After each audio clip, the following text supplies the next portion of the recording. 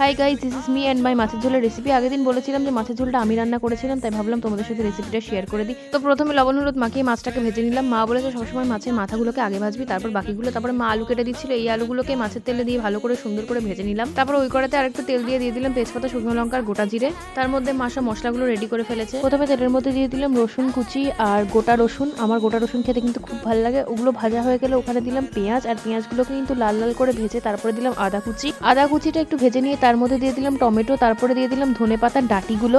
ওটা ভাজা হয়ে গেলে ওর মধ্যে দিয়ে দিলাম গুঁড়ো মশলাগুলো। ওটাকে কিন্তু আমি জল দিয়ে গুলিয়ে নিয়ে তারপরে দিয়েছিলাম। তারপরে মশলাগুলোকে সব একসাথে ভালো করে কষাতে হবে। কষানোর পর দিয়ে দিয়েছিলাম ওর মধ্যে ভাজা আলুগুলো। আলু দেওয়ার পর একটু নেড়ে ছেড়ে দিয়ে দিলাম হলুদ। হলুদের কাঁচা গন্ধ যাওয়া অবধি কষাতে হবে। তারপরে দিয়ে দিয়েছিলাম গরম জল।